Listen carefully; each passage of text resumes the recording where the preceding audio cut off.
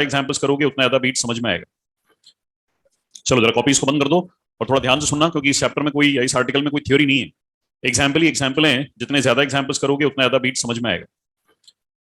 ये जो एग्जाम आप दे रहे हो जेई मीन्स, ये मेरे हिसाब से बड़ा आसान एग्जाम है। आसान इसलिए कि जो कॉपी में नोट्स लिखे हैं उसको याद कर लो और सिलेक्ट हो जाओ। इसके बाद जो लाइफ में एग्जाम्स आएंगे वो थोड़े से ज्यादा टफ हैं। जैसे 4 साल ग्रेजुएशन कर लिया तो ग्रेजुएशन के बाद बड़ा अच्छा एक एग्जाम होता है यूपीएससी, इंडियन एडमिनिस्ट्रेटिव सर्विसेज में डायरेक्ट सिलेक्शन होता है, जिसके थ्रू आप कलेक्टर कमिश्नर रैंक की पोजीशन पे चले जाते हो। उन एग्जाम्स में कोई सिलेबस नहीं होता, उसमें एक पेपर होता है जीके का, एक पेपर होता है रीजनिंग का, और एक पेपर होता है आपके सब्जेक्ट का। अब जीके के पेपर में क्या है, ऑल अराउंड द वर्ल्ड की जीके आती है, यानी कल रात को क्या हुआ वो आज के पेपर में आ जाएगा। अब आपको ये पता होना चाहिए कि कल रात को पूरे वर्ल्ड में कहाँ कहाँ पे क्या क्या हुआ। इंडिया की जीके नहीं आती, पूरे वर्ल्ड की जीके आती है। तो वो बड़ा वास्ट सिलेबस होता है। ये जो एग्जाम दे रहे हो इसका तो क्या है, वो एक सीमित सिलेबस है, उस कॉपी से बाहर बन नहीं सकता। और वहां बड़ी दिक्कत आती है, पुरानी हिस्ट्री आती है और नई प्रेजेंट करंट अफेयर्स आती है। तो उसमें एग्जाम की तैयारी करने के लिए कहते हैं कि भैया न्यूज़पेपर पढ़ो, और एक नहीं 4 न्यूज़पेपर पढ़ो, लोकल न्यूज़पेपर भी पढ़ो, साथ में the times of India, the Hindu, और एक कॉमर्स वाला पेपर भी पढ़ना पड़ता है, फाइनेंशियल एक्सप्रेस। 4 पेपर्स पढ़ो तो उसमें करंट जीके पढ़ना पड़ती है। यार कुल मिला के ऐसा ही ये टॉपिक है, इसमें क्या है, कोई थ्योरी नहीं है। आप एग्जाम्पल से समझोगे, जितने एग्जाम्पल्स करोगे उतना जल्दी चीजें समझ में आएंगी। और ये तीनों टॉपिक्स को कोरिलेट कर देता है, यानी रस्सी वाला चैप्टर भी आ जाता है, साउंड भी आ जाता है, ऑर्गन पाइप भी आ जाती है। इसलिए आज के लेक्चर को बहुत कंसंट्रेशन से सुनना और क्वेश्चन अपने आप करने की कोशिश करना, तब समझ में आएगा। सबसे पहली बात, इंटरफेरेंस में 2 वेव्स चाहिए जिसके लिए सारी चीजें सेम होती थी, frequency, velocity, wavelength, medium, direction सब सेम। बीट्स में 2 वेव्स चाहिए जिसके लिए फ्रीक्वेंसी अलग अलग होती है, बाकी सारी चीजें सेम होती हैं। Velocity same, wavelength same, medium same, direction same, पर फ्रीक्वेंसी अलग अलग होती है। एक ओमेगा 1 तो दूसरा ओमेगा 2 लिख लेते हैं। इन दोनों वेव्स का सुपर पोजिशन करा दें तो सुपर पोजिशन से रिजल्टेंट को लिखेंगे दोनों के सम के बराबर। ये दोनों के सम के बराबर लिखा, sine C plus sine D use किया, 2 sine C plus D by 2 cos C minus D by 2, ये रिजल्टेंट इक्वेशन आ गई। इस रिजल्टेंट इक्वेशन में जो फ्रीक्वेंसी का डिफरेंस वाला टर्म है इसको कहते हैं बीट्स। बीट्स जिसका एक नाम और भी है, बीट फ्रीक्वेंसी। बीट्स कह सकते हैं, बीट फ्रीक्वेंसी कह सकते हैं। बीट्स या बीट फ्रीक्वेंसी का मतलब होता है difference of frequency per second. ये मैथमेटिकली बीट्स का मतलब होता है। 1 सेकंड में फ्रीक्वेंसी के डिफरेंस को बीट्स का नाम दिया गया, तो बीट्स या बीट फ्रीक्वेंसी का मतलब होता है difference of frequency per second. इसका मतलब किसी भी क्वेश्चन में अगर बीट्स बोला गया तो इसका मतलब मैथमेटिकली आपको 2 फ्रीक्वेंसी का डिफरेंस निकालना है। फ्रीक्वेंसी कभी नेगेटिव नहीं होती, इसलिए मॉड्यूलस। तो ये बीट्स का मीनिंग। जब बीट्स की बात करते हैं तो 2 फ्रीक्वेंसी की डिफरेंस पे बात आती है। जैसे सपोज 2 वेव्स की इक्वेशन ले लें, एक वेव की इक्वेशन मान लो एग्जामिनर ने ये दी, दूसरी वेव की इक्वेशन मान लो एग्जामिनर ने ये दी, और ये बोला कि फाइंड बीट फ्रीक्वेंसी। तो सबसे आसान काम, बीट्स का मतलब फ्रीक्वेंसी का डिफरेंस, टी का कोएफिशिएंट ओमेगा, टी का कोएफिशिएंट ओमेगा, फ्रीक्वेंसी बराबर ओमेगा बाई 2 पाई, यहां से फ्रीक्वेंसी का डिफरेंस आ गया, इसको कहते हैं बीट्स। ये बीट्स। आसान बात निकल के अभी तक आई कि बीट्स का मतलब 2 फ्रीक्वेंसी का डिफरेंस होता है। इंटरफेरेंस में जब 2 वेव सुपरपोज होती थी तो अलग अलग पॉइंट्स पे एनर्जी अलग अलग होती थी, कुछ पर ज्यादा कुछ पर कम। जहां ज्यादा उसको कहते थे कंस्ट्रक्टिव, जहां कम उसको कहते थे डिस्ट्रक्टिव। बीट्स में जब 2 वेव सुपरपोज होती हैं तो एक ही पॉइंट पर एनर्जी कभी बढ़ती है, कभी कम होती है, कभी बढ़ती है, कभी कम होती है, इसे कहते हैं बीट्स। तो वहां भी एनर्जी का रीडिस्ट्रीब्यूशन था, यहां भी रीडिस्ट्रीब्यूशन है, पर यहां एक ही पॉइंट पे एनर्जी कभी बढ़ेगी कभी घटेगी, उसको बीट्स कहते हैं। तो वहां अलग अलग पॉइंट्स पे एनर्जी अलग अलग थी, यहां एक ही पॉइंट पे एनर्जी वेरी करती रहती है। कभी कभार पहले के समय में क्या होता था कि टेप रिकॉर्डर्स आते थे, आपके हो सकता है घर में पेरेंट्स के पास हो, टेप रिकॉर्डर्स में कैसेट चलती थी। वो कैसेट कई बार जब टाइट हो जाया करती थी तो आवाज कई बार तो अच्छी चलती थी, कई बार रोने लगती थी, फिर एकदम सही हो जाती थी। वो कैसेट के टाइट होने पर आवाज का वेरिएशन आया करता था, एग्जैक्टली वो बीट्स है। आजकल तो ये सीडी प्लेयर्स आ गए और सबसे आसान काम हो गया कि अपन मोबाइल में गाने सुन लेते हैं, तो उसमें कभी ऐसा होता नहीं है कि गाना अपने आप स्लो हो जाए, अपने आप फास्ट हो जाए। पर पहले उस कैसेट प्लेयर में अक्सर होता था, कभी एकदम से आवाज तेजी से चलने लगती थी, कभी एकदम स्लो हो जाती थी, वो बीट्स था। ह्यूमन ईयर की टेंडेंसी, ह्यूमन ईयर को केवल वो आवाजें सुनाई देती हैं जो 1/10 सेकंड्स के इंटरवल से आती हैं। The sensitivity of human ear is 1/10 seconds. हमें केवल वो आवाजें समझ में आती हैं जो 1/10 सेकंड्स के इंटरवल से आती हैं। जैसे कुछ लोगों की आदत होती है कि वो बहुत जल्दी जल्दी बोलते हैं। जो लोग बहुत जल्दी जल्दी बोलते हैं उनके कुछ वर्ड समझ में आते हैं, कुछ समझ में नहीं आते। इंग्लिश पॉप सिंगर्स, इतनी जल्दी जल्दी गाते हैं कि समझ में नहीं आते। हिंदी के जितने भी लोग होते हैं वो कंपैरेटिवली स्लो चलते हैं। हिंदी के गाने सुनोगे आराम से चलेंगे, धीरे धीरे चलेंगे। ओ मेरे हम सफर तो धीरे धीरे चलेगा, ओ मेरे हम सफर। मेरे में और मेरी बिटिया में यहाँ डिफरेंस आता है कि वो जो गाने सुनती है मुझे समझ में नहीं आते। तो मैं अक्सर कहता भी हूँ, ऐसी हंसी मजाक में कहता हूँ कि इंग्लिश किसी के बाप को समझ में नहीं आती, पर सब लगती सबको अच्छी है। आप जिम में जाओगे तो बड़ी जोर जोर से गाने चल रहे होंगे, समझ में किसी को नहीं आता, लेकिन सब हाथ पैर मार रहे होते हैं। तो वो एक्चुअली पॉप सिंगर्स, हिंदी में ऐसे पॉप सिंगर्स हैं नहीं, मतलब वो हैं भी अगर वो पॉप गाने वाले तो फिर भी उनकी आवाज समझ में आ जाती है। पर इंग्लिश वालों की तो एक लाइन में जब तक वो अपन समझने की कोशिश करते हैं तब तक वो दो चार लाइन गा जाते हैं। तो ये ह्यूमन ईयर की सेंसिटिविटी है, 1/10 सेकंड्स होती है, इसलिए हमें वो आवाज समझ में नहीं आती। इस क्लास में होता है, मान लो इस क्लास में कोई आसान क्वेश्चन पूछा जाए, सिंपल सा कोई क्वेश्चन पूछ लिया जाए, तो जब सारे बच्चे एक साथ आंसर देते हैं तो ये तो समझ में आता है कि सारे बोल रहे हैं, पर क्या बोल रहे हैं ये समझ में नहीं आता। तो ये इसको कहते हैं बीट्स कैनॉट बी डिस्टिंग्विश्ड। तो ह्यूमन ईयर की सेंसिटिविटी 1/10 सेकंड्स होती है। अगर टाइम इंटरवल 1/10 सेकंड्स होना चाहिए तो फ्रीक्वेंसी 10 हर्ट्ज के डिफरेंस में होना चाहिए। इसका मतलब हमें केवल वो आवाजें समझ में आती हैं जिनके बीच में 10 हर्ट्ज या उससे कम का इंटरवल हो। अगर 10 हर्ट्ज से ज्यादा का इंटरवल होता है तो फिर हम उसको समझ नहीं पाते, सुन तो पाते हैं। मान लो मैं सबसे एक क्वेश्चन पूछूं कि यार 1 के बाद क्या आता है, अब सारे एक साथ बोले 2, तो ये तो समझ में आ रहा है कि सारे बोल रहे हैं, पर एग्जैक्टली कौन सा बच्चा कहां से किस फ्रीक्वेंसी पे बोल रहा है वो मैं नहीं पहचान पाता, क्योंकि सबने इतनी सारी वेव्स एक साथ एमिट हुई जिसमें डिफरेंस कम रहा।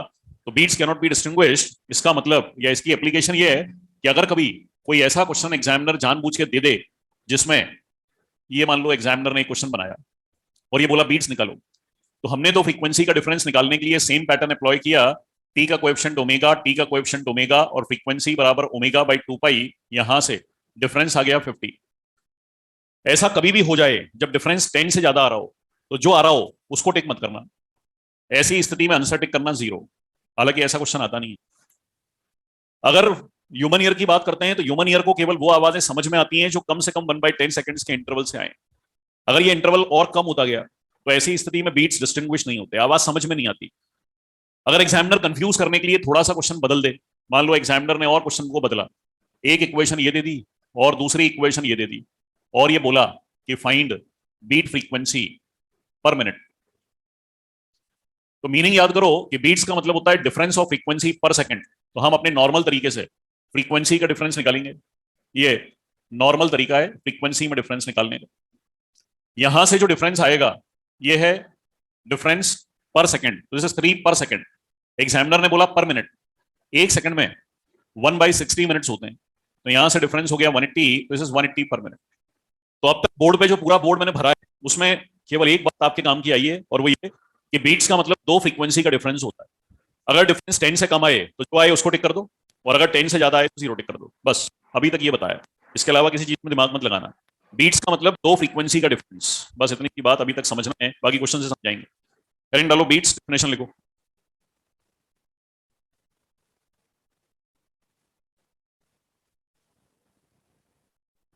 when two waves of different frequency when two waves of different frequency propagate in same direction when two waves of different frequencies propagate in same direction, then due to superposition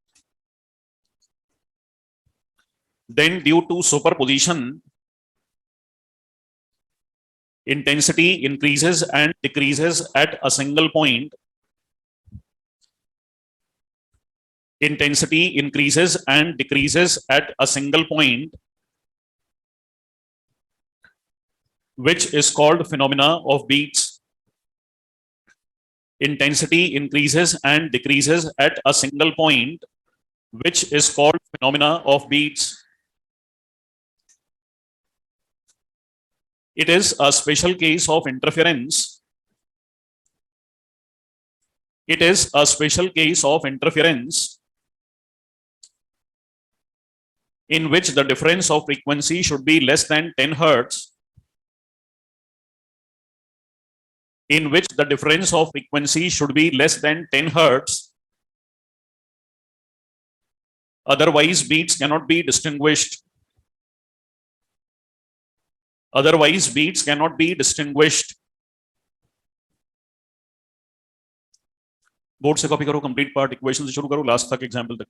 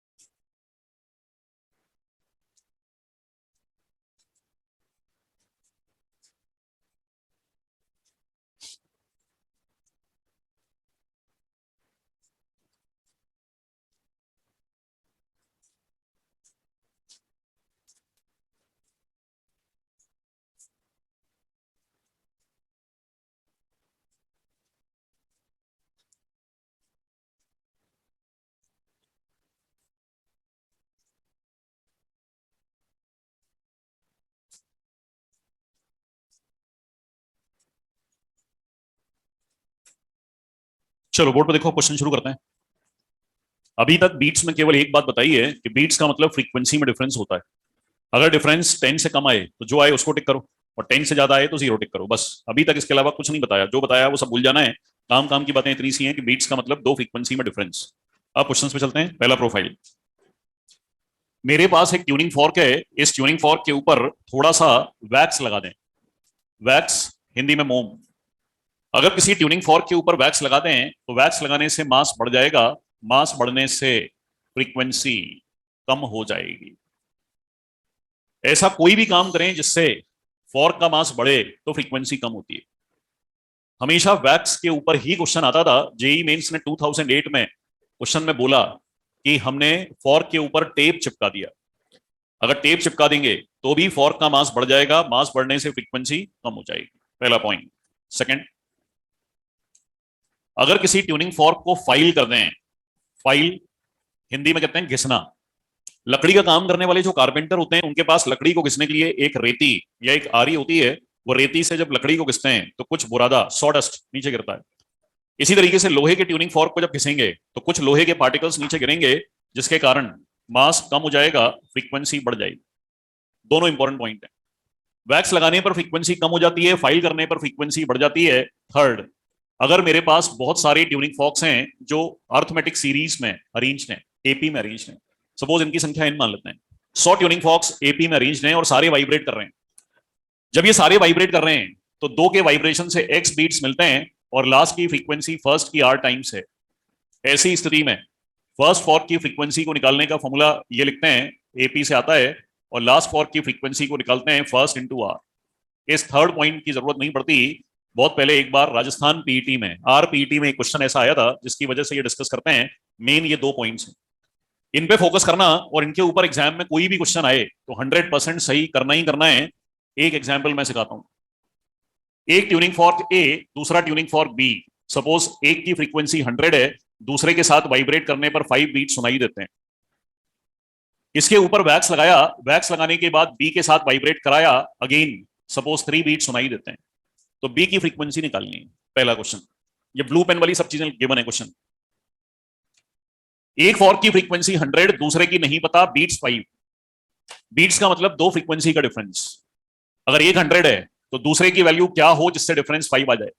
तो एक बार इसमें से इसको subtract कर दो और एक बार इसके साथ इसको जोड़ दो, तो आंसर इन दोनों में से कोई एक है, क्योंकि 100 माइनस 95 5 और 100 माइनस 105 भी 5, वही एक आंसर है।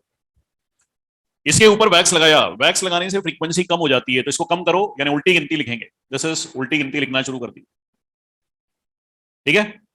अब ए में से बी को सबट्रैक्ट करके देखें कि किससे डिफरेंस 3 आ जाता है। तो एक एक सबट्रैक्शन देखना। 99 माइनस 95 4, 99 माइनस 105 6, 99 से नहीं आ रहा 3। अगला नंबर चेक करते हैं।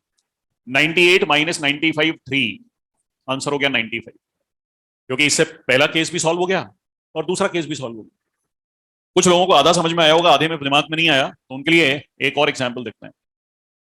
एक फॉर्क ए जिसकी फ्रीक्वेंसी सपोज 50, दूसरे की नहीं पता, डिफरेंस 5। अब इसे से फाइल कर दिया और बीट्स सपोज 2 हो गए।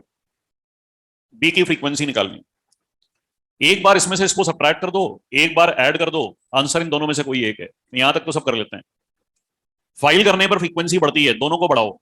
ये मैं दोनों को बढ़ाता हूं, गिनती लिखना शुरू करेंगे इस तरफ और गिनती लिखना शुरू करेंगे इस तरफ, ठीक है। अब ए में से बी को सबट्रैक्ट करके देखें कि किससे डिफरेंस 2 आता है। एक एक नंबर पे सॉल्व करें। ए तो फिक्स्ड है, बी की दो पॉसिबल वैल्यूज हैं। तो 50 माइनस 46 4, 50 माइनस 56 6, दोनों से नहीं आ रहा, आगे चेक करो। 50 माइनस 47, 50 माइनस 57, दोनों से 2 नहीं आ रहा। 50 माइनस 50 48 2, 48 खुद कहां से आया, 45 से, तो आंसर हो गया 45, ठीक है। और देख लें, ए बी बीट्स, सपोज एक की फ्रीक्वेंसी 100, दूसरे की नहीं पता, बीट्स सपोज 6 लेते हैं, कुछ भी ले सकते हैं नंबर। अब इसे से फाइल कर दिया और बीट्स सपोज 8 9, डिफरेंस 10 कर देते हैं, ठीक है। 100 माइनस 6 94, 100 प्लस 6 106, आंसर इन दोनों में से कोई एक। फाइल करने पर फ्रीक्वेंसी बढ़ती है, दोनों को बढ़ाएं। इसको बढ़ाना शुरू किया, इसको भी बढ़ाना शुरू किया, ठीक है, ए में से बी को सबट्रैक्ट करके देखें, 100 माइनस 95, 107, 96, 108, 97, 109, 98, 100 माइनस 110, 10, और 110 खुद कहां से आया, 106। ठीक है, अब बताओ किसको समझ में नहीं आया? सबको समझ में आ गया? ये लास्ट वाला एग्जाम्पल मैंने जानबूझ के एक बढ़िया एग्जाम्पल लिया है। क्यों? इसलिए कि ये क्वांटिटी बढ़ के 110 हुई तो ये भी तो बढ़ते बढ़ते 110 पे आएगी। तो 100 माइनस 110, 10, तो इसका मतलब आंसर इससे भी आ रहा था। अगर कभी ऐसा क्वेश्चन में हो कि जब आंसर दोनों से आ रहा हो तो जिससे आंसर जल्दी आ रहा हो उसको टिक करना चाहिए।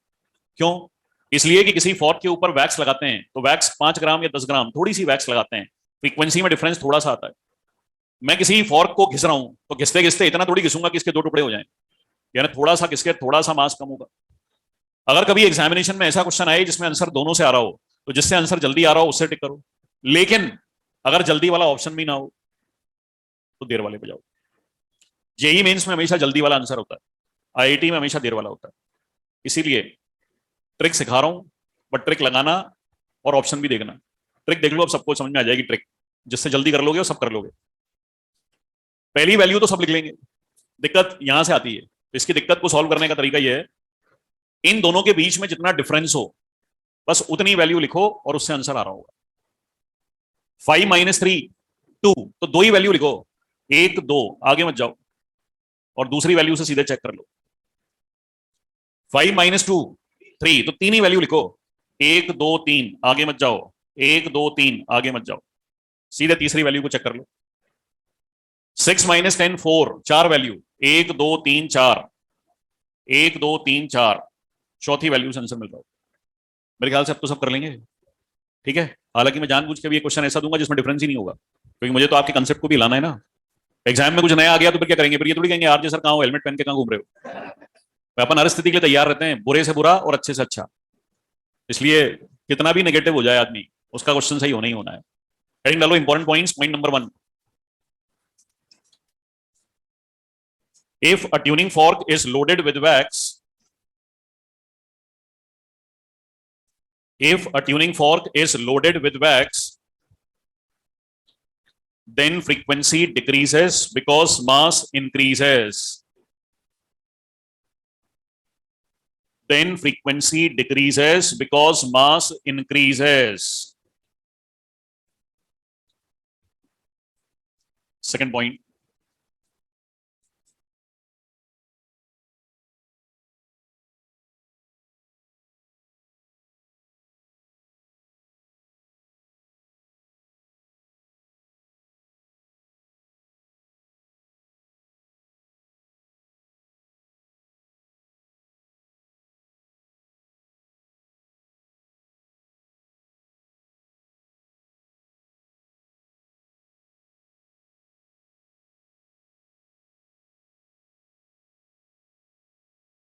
if a tuning fork is filed, if a tuning fork is filed, then frequency increases because mass decreases. Then frequency increases because mass decreases.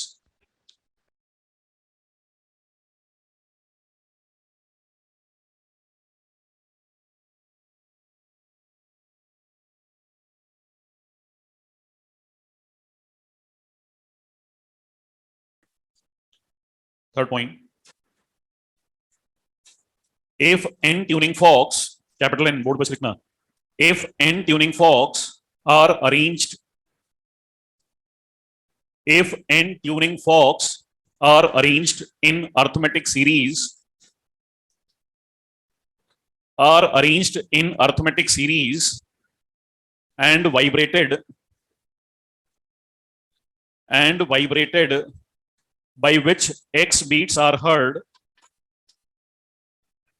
by which x beats, board पे लिखा है x, by which x beats are heard, and frequency of last fork,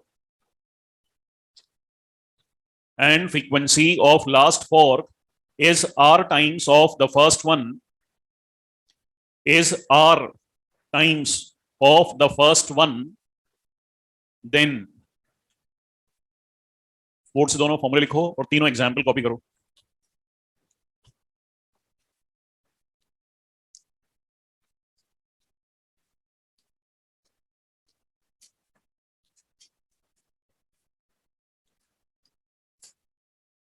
तीनों example board से करो, और उसके बाद मैं बोर्ड पे लिख रहा हूँ 3 क्वेश्चन, उनको सॉल्व करने की कोशिश करो, बोलना नहीं है, जिसका आंसर आ जाए वो अपने पास ही रखना ताकि बाकी लोग भी कर सकें।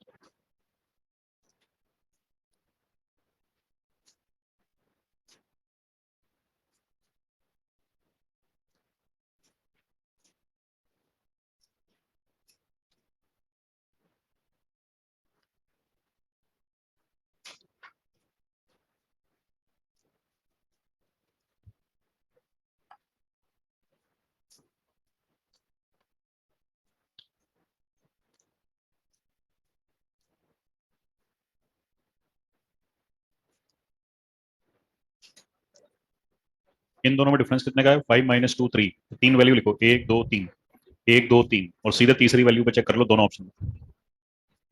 1 2 3 45 को थोड़ी गिनेंगे, यहां से रखी है ना वैल्यू नई वाली, ये तो पुरानी वैल्यू है।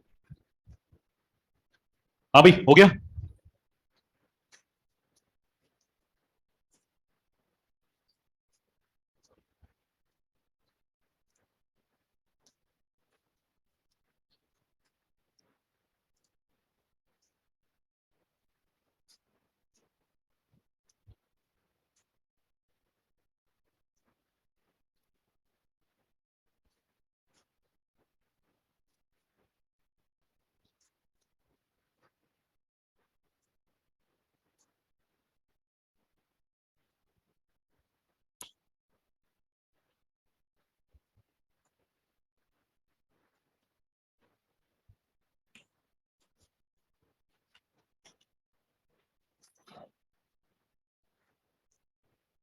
पहले का आंसर बोलो भैया।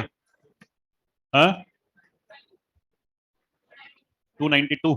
कोई ऐसा जिसका दूसरा आंसर भी आ रहा हो? सबके कितना आ रहा है?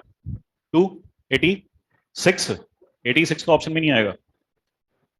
एक बार इसमें से 4 सब्ट्रैक्ट करो, एक बार 4 ऐड करो, आंसर इन दोनों में से कोई एक। इनिशियल वैल्यू का आंसर देखते हैं, बाद वाली को नहीं देखते। वैक्स लगाने पर फ्रीक्वेंसी कम, इधर भी कम करें और इधर भी कम करें। डिफरेंस 2 का है, तो दो ही वैल्यू लिखो, आगे मत जाओ, सीधे दूसरी वैल्यू में से चेक कर लो। 288 - 282 is 6, 288 - 290 is 2, the answer becomes 292।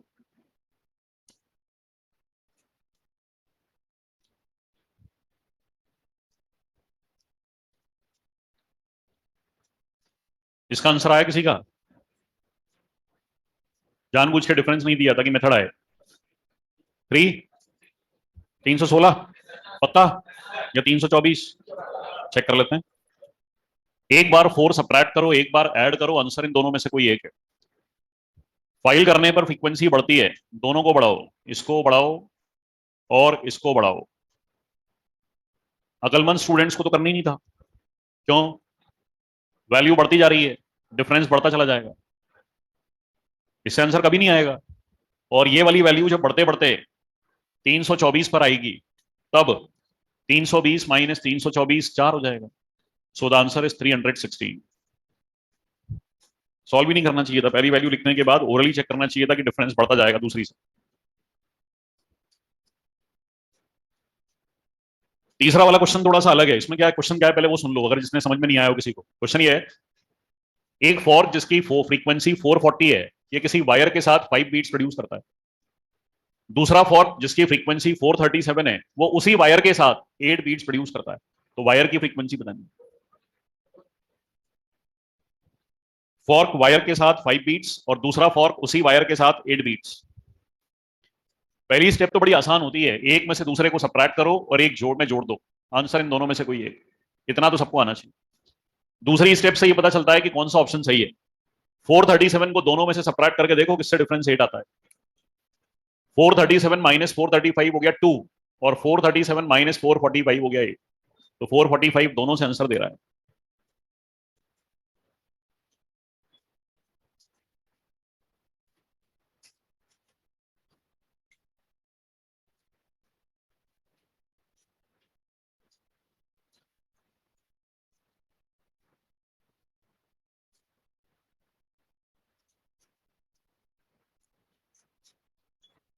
एक क्वेश्चन और लिखो, जो आरपीटी का अर्थमेटिक सीरीज वाला क्वेश्चन लिखो, उसको देखें कितने लोग कर पाते हैं।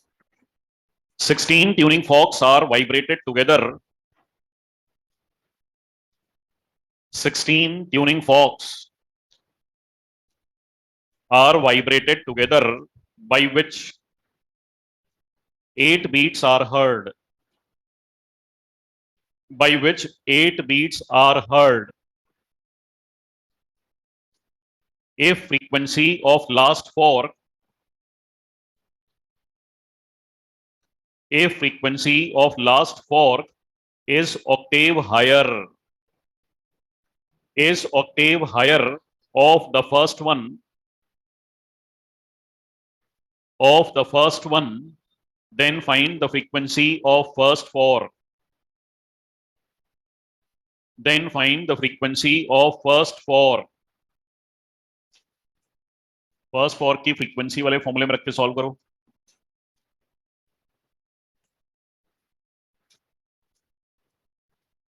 ऑक्टेव हायर का मीनिंग बताया हुआ है आपको, बताया ना? जहां सोनोमीटर एक्सपेरिमेंट लिखा था वहां ऑक्टेव हायर भी बताया है।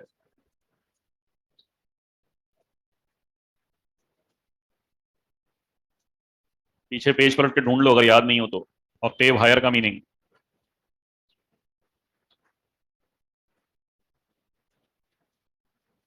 Sixteen fork 8 beats, octave higher का मीनिंग ढूंढ के वैल्यू रखो। ऑक्टेव हायर मींस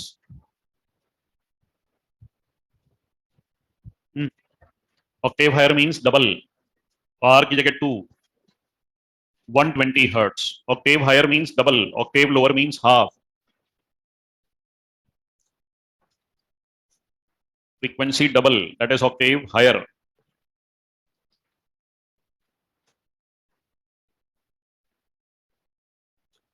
और ये लिखो beats with fork and wire, वो क्वेश्चन जिसमें वायर के फॉर्मूले लगाओगे। Beats with fork and wire.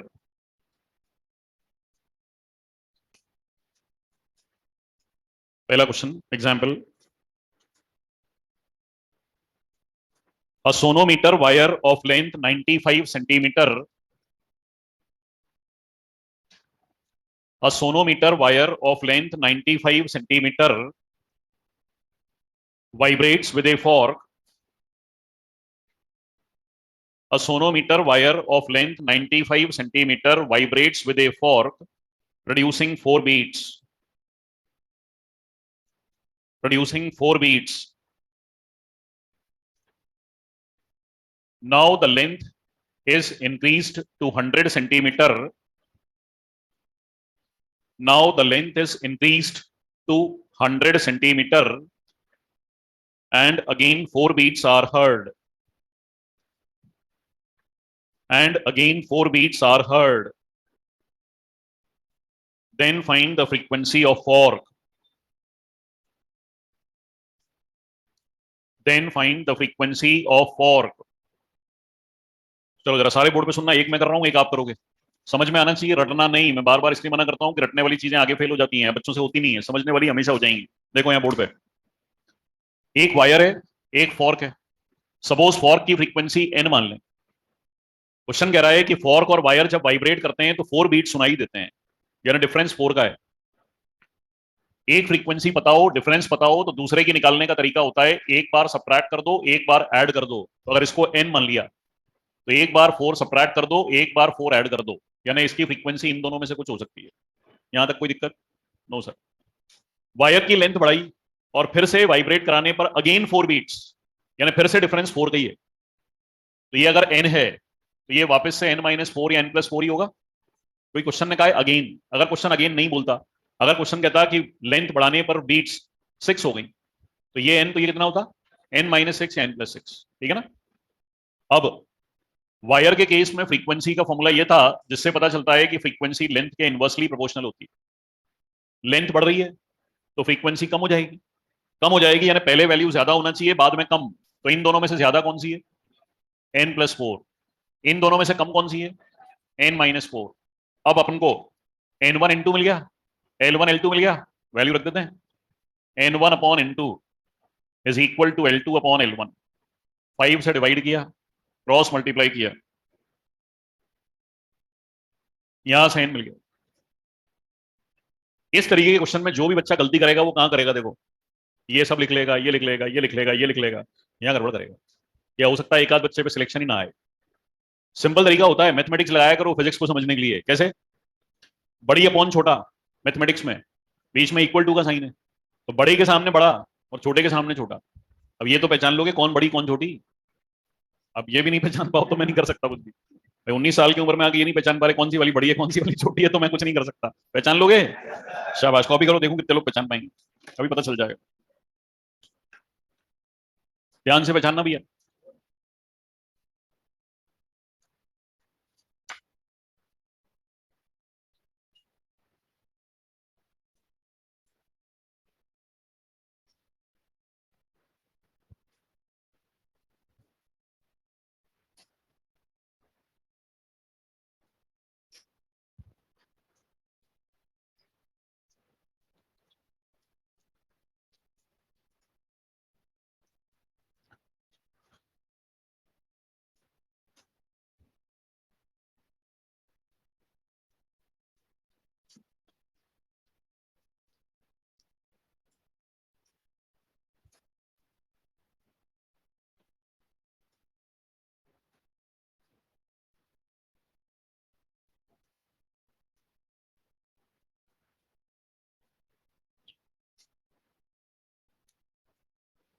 चलो लिखो एग्जाम्पल ध्यान से।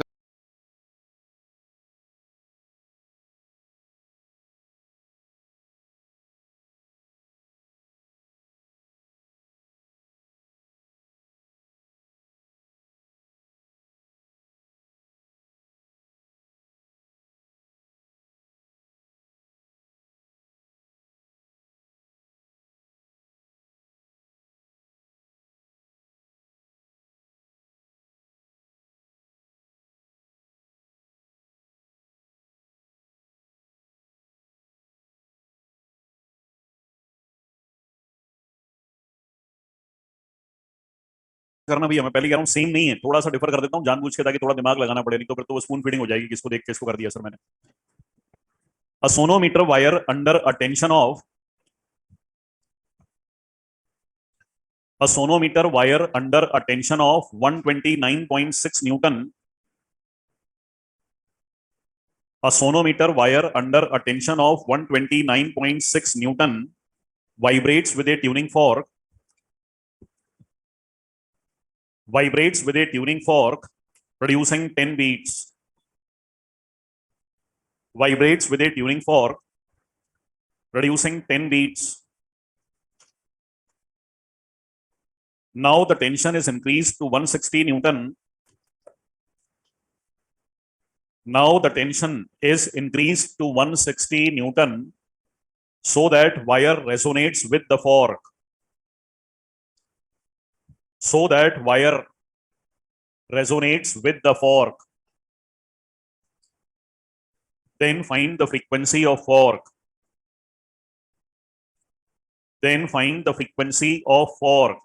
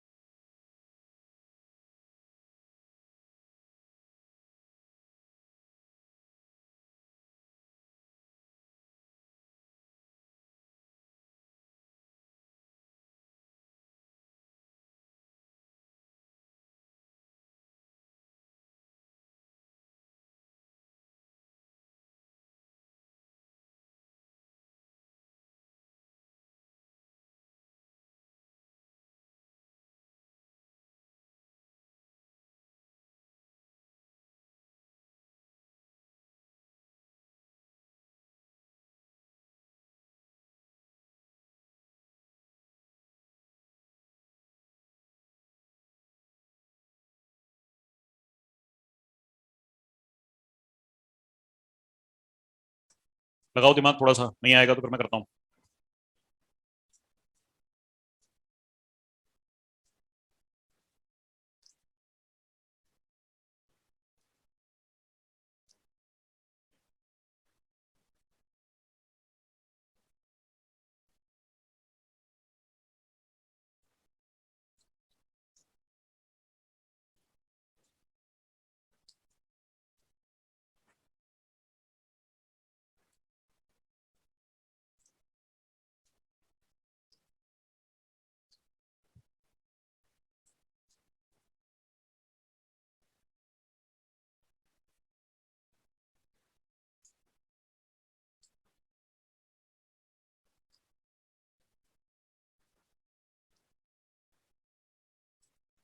फॉर्क की फ्रीक्वेंसी एन मान लें तो वायर की फ्रीक्वेंसी n-10 या n+10।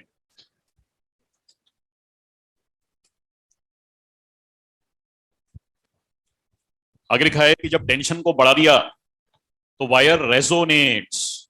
एक वर्ड लिखा जिसका मीनिंग ही नहीं समझ पा रहे आधे तो। रेजोनेंस यानी सेम फ्रीक्वेंसी, तो इसकी एन तो इसकी भी एन। ठीक है, आपने तो गलती कर रखा है। फ्रीक्वेंसी टेंशन के प्रोपोर्शनल होती है, टेंशन बढ़ रहा है तो फ्रीक्वेंसी बढ़ेगी, बढ़ेगी यानी पहले वैल्यू कम और बाद में ज्यादा। तो इसमें तो एक ही वैल्यू पॉसिबल है, तो इसमें क्या सिलेक्ट करेंगे, तो यही रहेगी। इसमें से कम ढूंढनी थी, बस केवल इतना सा काम करना था। n1/n2 बराबर अंडर रूट t1/t2, 1296 का रूट 36 और ये 40, n बराबर 100 हर्ट्ज।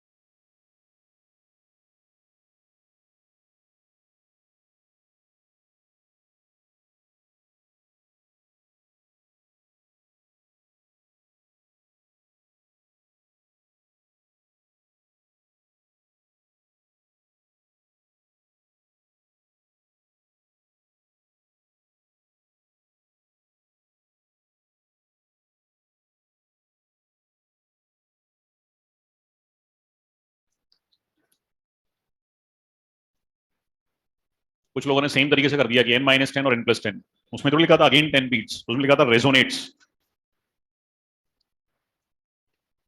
इसके बाद अगली हेडिंग डालना बीट्स विद ऑर्गन पाइप, वो क्वेश्चंस जिसमें ऑर्गन पाइप के फॉर्मूले यूज होंगे।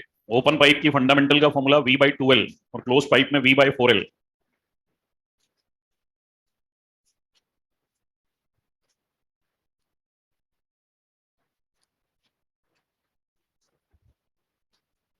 ये सबसे आसान होते हैं, V/2L या V/4L यूज करना होता है। पहला एग्जाम्पल शॉर्ट में लिखना OOP या COP, जो भी है क्वेश्चन में। Two open organ pipes, two open organ pipes of length 25 centimeter and 25.5 centimeter, two open organ pipes of length 25 centimeter and 25.5 centimeter are vibrating in fundamental mode, are vibrating in fundamental mode by which 0.1 beats are heard, by which 0.1 beats are heard. Then find the velocity of sound. Then find the velocity of sound. Beats का formula difference of frequency, बाकी काम आपका। Open pipe की fundamental का formula V/2L, value रखो, V निकालो।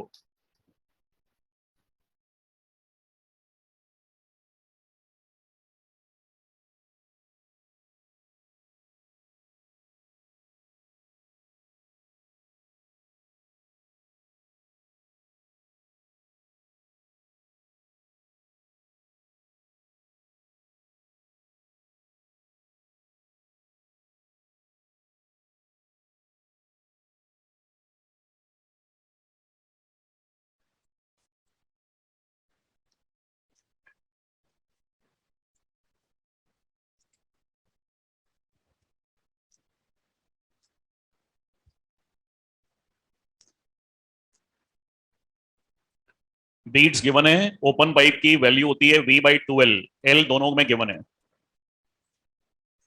V निकालना है।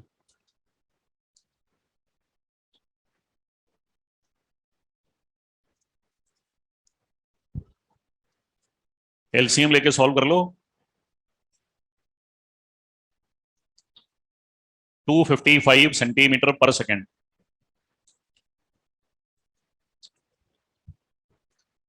चलो इसमें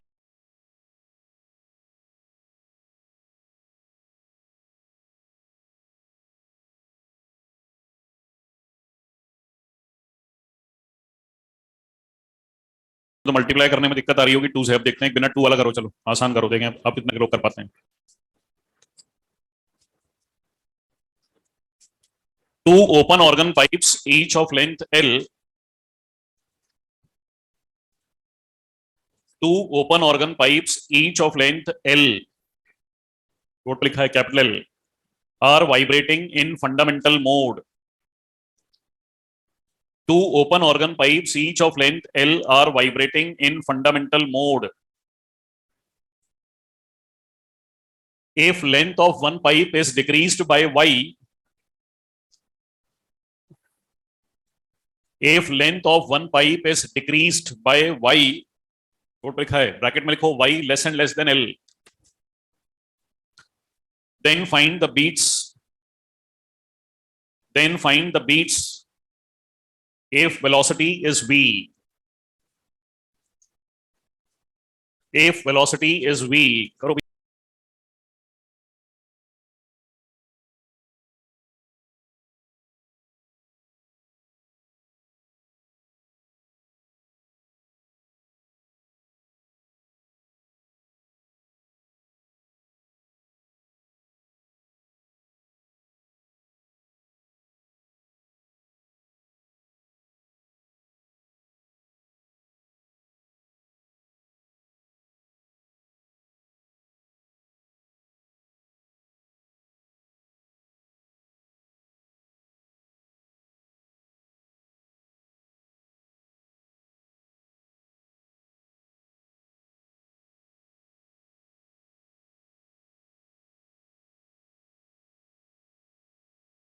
भैया जल्दी से।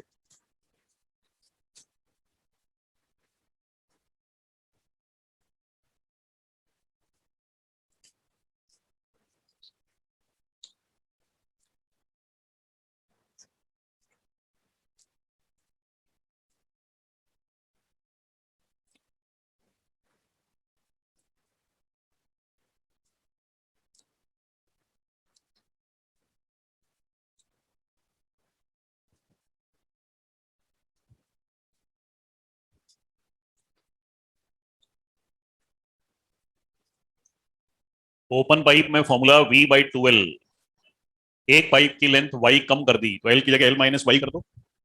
अब क्या एलसीएम लेना नहीं आ रहा, क्या नहीं आ रहा? v/2 common LCM,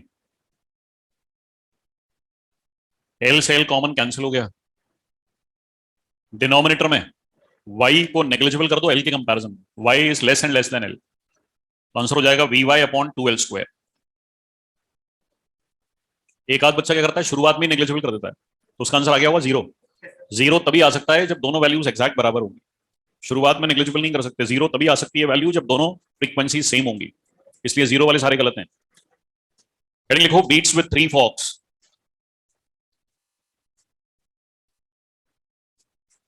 beats with 3 forks, JEE Mains 2009 में ये आया, 3 फॉक्स की फ्रीक्वेंसी देके बीट्स पूछा।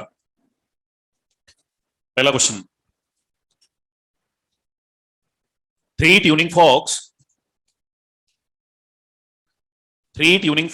of frequency 501 hertz, 3 tuning forks of frequency 501 hertz, 503 hertz and 506 hertz, 7 कर दो इसको, 507, 507 hertz are vibrated together,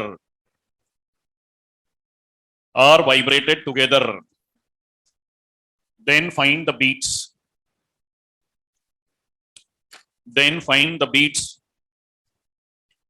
इसी के नीचे क्वेश्चन और लिखो, जेई मींस 2007 का, बिना जगह छोड़े लिखो अगली लाइन में, दोनों को एक साथ सॉल्व करेंगे। 3 tuning forks of frequency 3 tuning forks of frequency nu-1, board पर लिखा है, nu-1, nu plus 1 are vibrated together, then find the beats,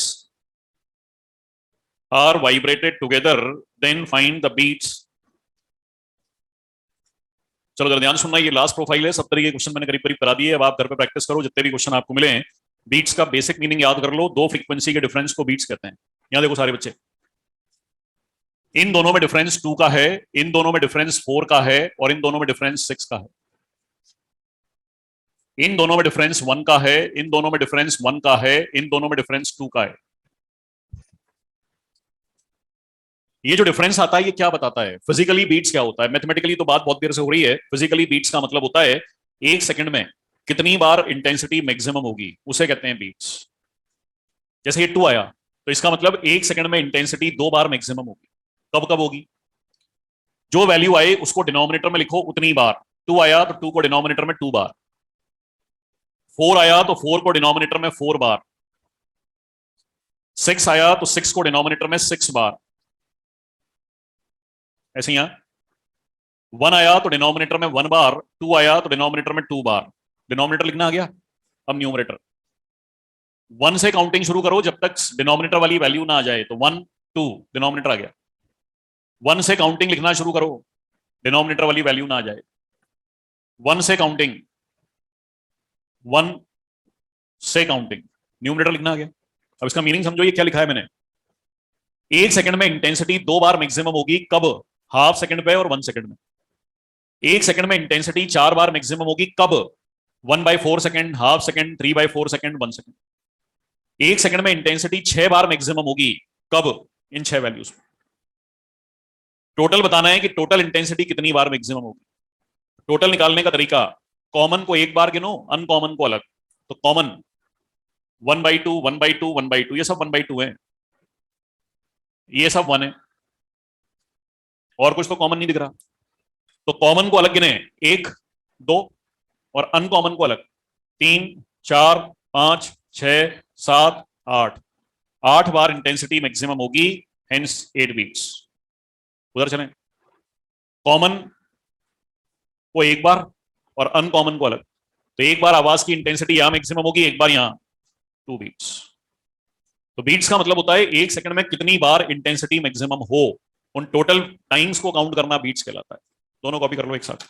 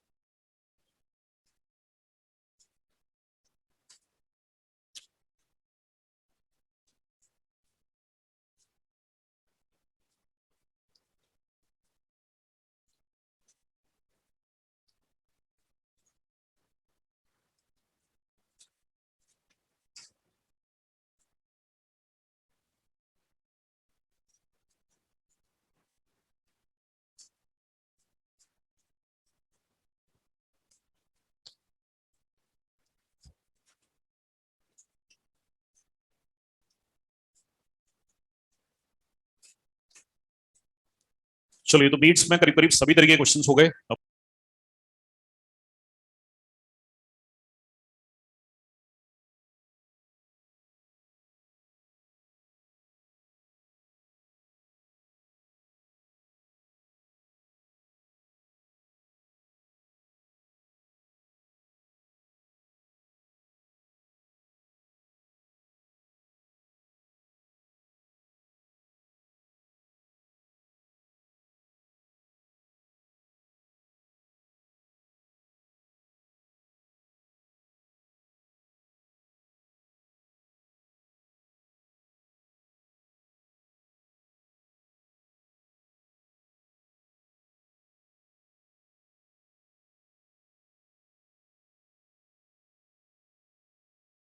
कोई भी प्रोफाइल बचा नहीं है, आप घर पे सब तरीके क्वेश्चंस अपने आप भी कर सकते हो जहां भी जो मिलेंगे। डॉपलर इफेक्ट लास्ट टाइम पे चल रहा था जिसमें हमने रिफ्लेक्टेड मोशन या रिफ्लेक्टेड साउंड तक कर लिया था। अगली हेडिंग लिखो Doppler effect in SHM.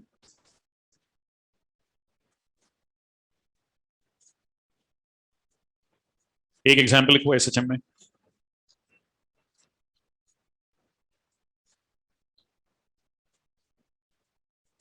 Heading डालो Doppler effect in SHM. A sound source of frequency 800 hertz. A sound source of frequency 800 hertz is performing SHM. Is performing SHM of amplitude 17 centimeter is performing SHM of amplitude 17 centimeter along the line of motion of the source, along the line of motion of the source, an observer is placed, which records a bandwidth of 8 hertz, which records a bandwidth of 8 hertz. Then find the time period of motion.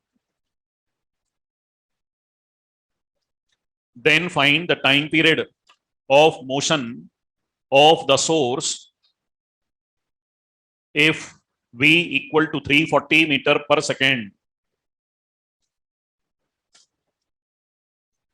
Board पे देखो, शुरुआत में देता हूं, solve आप करोगे, ध्यान से सुनना, सॉल्व आप करोगे, शुरुआत में सिखा रहा हूं। एक साउंड सोर्स अपनी पोजीशन पर एसएचएम कर रहा है, जिस डायरेक्शन में एसएचएम कर रहा है उस डायरेक्शन में एक ऑब्जर्वर बैठा है। क्वेश्चन में एक वर्ड आ रहा है बैंडविड्थ, ये सुना है क्या कहीं? कहां पर? हाँ शाबाश, कहां पर?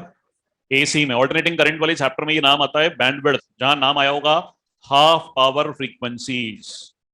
बैंडविड्थ का मतलब होता है दो फ्रीक्वेंसीज का डिफरेंस, जिसको इस चैप्टर में बीट्स कहते हैं, एसी में बैंडविड्थ कहते हैं। फिगर में जब सोर्स इस तरीके से मोशन करेगा तो एक बार पास आएगा, एक बार दूर जाएगा। लास्ट टर्न पे पास आते समय फॉर्मूला था टेबल का फर्स्ट फॉर्मूला, और दूर जाते समय टेबल का सेकंड फॉर्मूला ये था। इसको सॉल्व भी लास्ट टर्न पे कर चुके। लास्ट टर्न पे एक आर्टिकल कॉपी में लिखा है when source crosses the observer, तो उस समय सोर्स एक बार पास आता था, एक बार दूर जाता था, और वहां डिफरेंस का फॉर्मूला कॉपी में आया था ये 2n vs upon v। vs source की वेलोसिटी, एसएचएम में पार्टिकल वेलोसिटी का फॉर्मूला सब ने पढ़ा है, मैंने भी पढ़ाया, ए ओमेगा। ए ओमेगा में ओमेगा टाइम पीरियड, जिसको लिखते हैं 2 पाई अपॉन टी, सब गिवन है। देखो बैंडविड्थ गिवन है, फ्रीक्वेंसी गिवन है, वेलोसिटी गिवन है, एम्पलीट्यूड गिवन है, टी निकालना है। करो सॉल्व।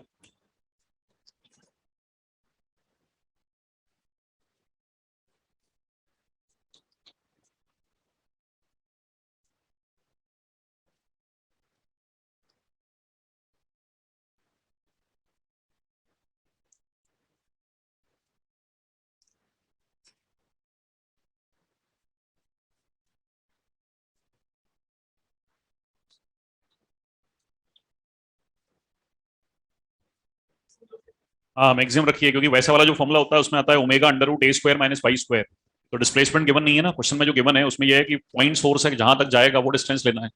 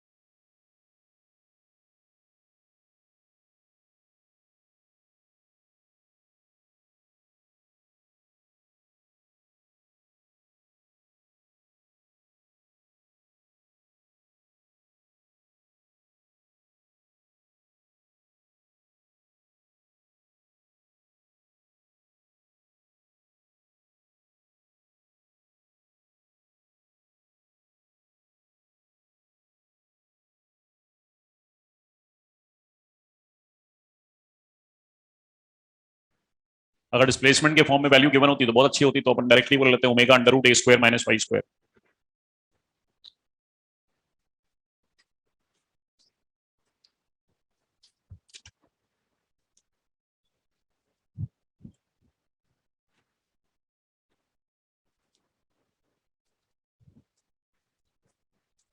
बीट्स यानी बैंडविड्थ गिवन है, फ्रीक्वेंसी गिवन है, वेलोसिटी गिवन है, एम्पलीट्यूड सेंटीमीटर से मीटर, टी निकालना है। हाँ, ये 0.628 या pi upon 5।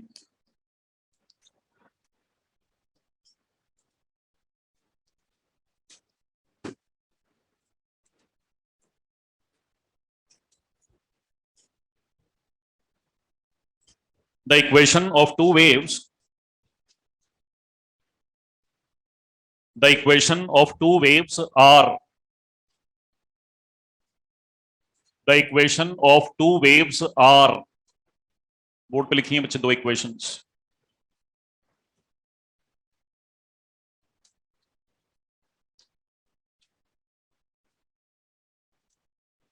Then find the phase difference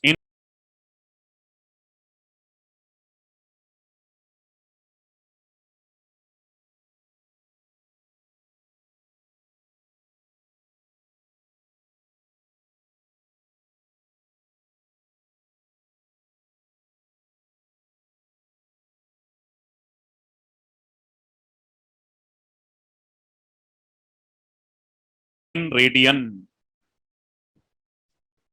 Then find the phase difference in radian.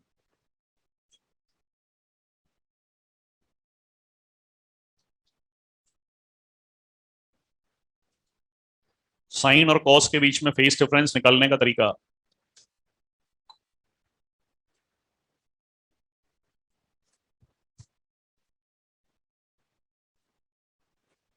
कैसे निकालते हैं? दोनों इक्वेशन को सेम ट्रिग्नोमेट्रिक फंक्शन में चेंज करते हैं। कॉस वाली को साइन में चेंज कर लें, ये कॉस वाली को साइन में चेंज करेंगे तो पाई बाई 2 जुड़ जाएगा, और एक में से दूसरे के फेस को सब्ट्रैक्ट कर दो, आंसर मिल जाएगा।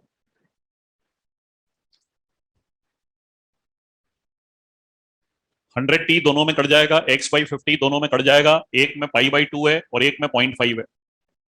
रेडियन में पाई 3.14, 1.07 radian.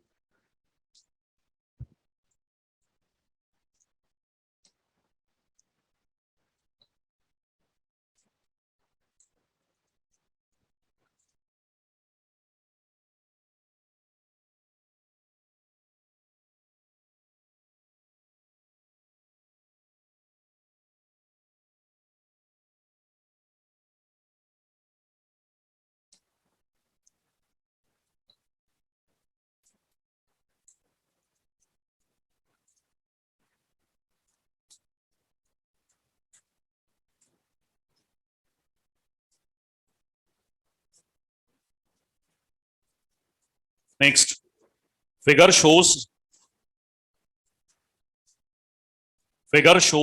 uniform strings. Figure shows uniform strings having frictionless pulleys.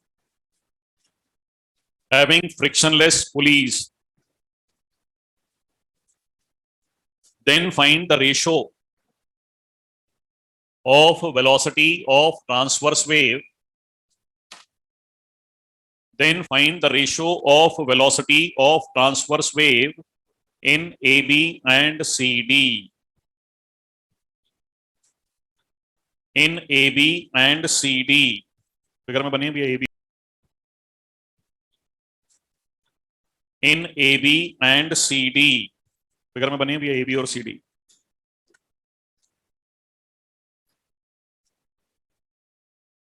Formula भी लिख दिया है मैंने वेलोसिटी का, जो भूल गए हो। रस्सी में वेलोसिटी का फॉर्मूला होता है v बराबर √T/m।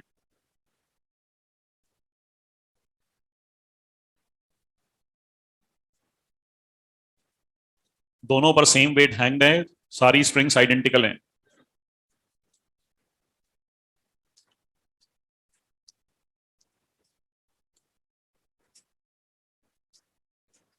स्ट्रिंग्स आइडेंटिकल हैं तो mass per unit length same होगा, तो velocity will be proportional to tension. Mechanics में टेंशन वेंशन देखना तो सीख लिया। बताओ टेंशन, ए बी रस्सी में टेंशन मान लो टी है, ये पूरी एक रस्सी है तो ये भी टेंशन टी है, तो ये कितनी है? तो फिर इतनी देर क्या लगती है सोचने में? जब ये मिल गया टेंशन तो क्या टी और 2t का रेशियो नहीं निकल रहा तुम पे? 1/√2।